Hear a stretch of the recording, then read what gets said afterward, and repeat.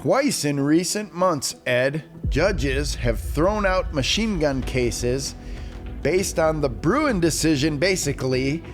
And wow, I wonder if this is going to escalate up to a real question about the National Firearms Act of 1934.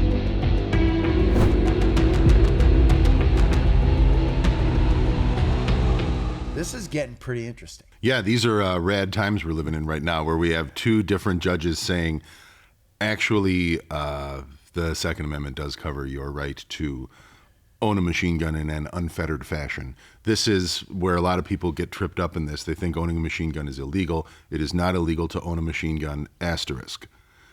It has to be on the National Machine Gun Registry, which coincidentally was closed in 1986. So now no new transferable machine guns can be manufactured. You can still manufacture a machine gun if you have a machine gun manufacturing license. And you can sell it to law enforcement or military. Or military, or it's a whole morass to wade into with that.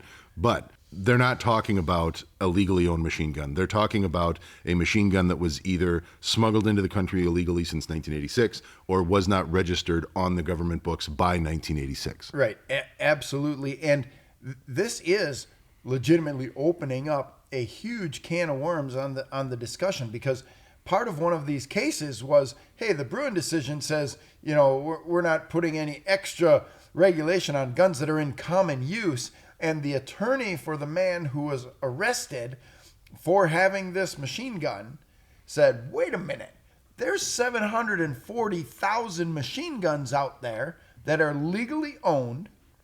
That makes them in common use. 740,000 of anything puts it in common use. And that was his argument out there.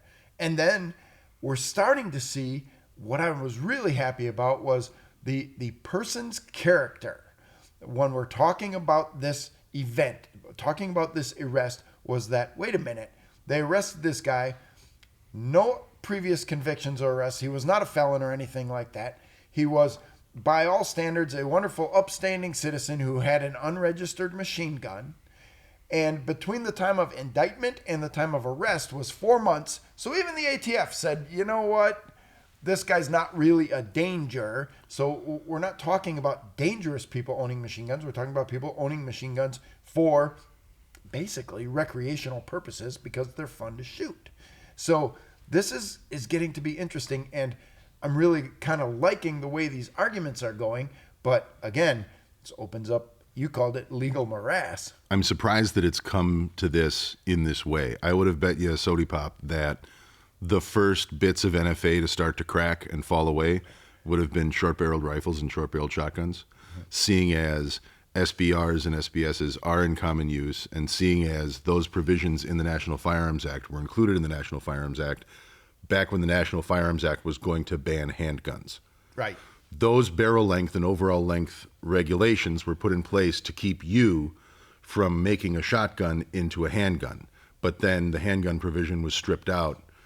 So barrel restrictions on shotguns and rifles are there to prevent you from doing something that isn't even illegal. That's where I thought this was going to start, was people challenging those and making headway that way. The fact that it's been with machine guns is surprising to me, if for no other reason than this would have been a very different conversation even 10 years ago.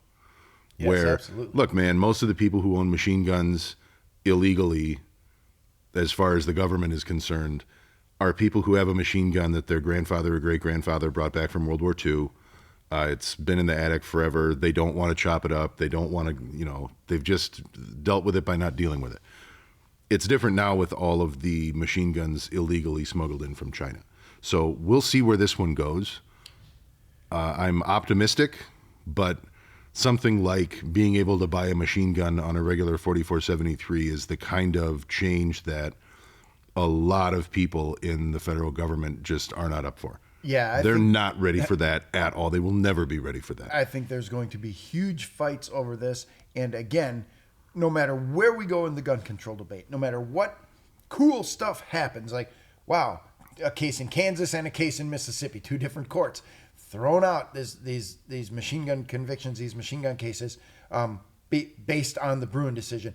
No matter how that happens, all that's really doing is inspiring people who are opposed to guns to keep fighting against guns And this is, well, you and I both would love to be able to, go and buy an MP5 with a standard 4473 and not have it cost $40,000.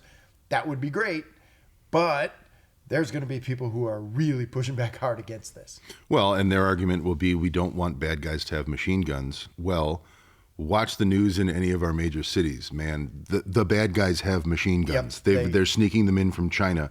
And the reason this gets so animated with so many people on the pro-gun side is the people who want to be so certain you can't buy your MP5 on a 4473 are the same people who at least seem to be doing nothing about all of the people having running machine gun battles in the streets of places like Chicago.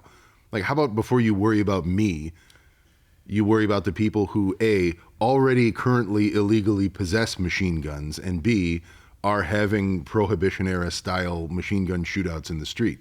Yeah, they're not going to find any of these illegal machine guns by keeping me from getting a machine gun.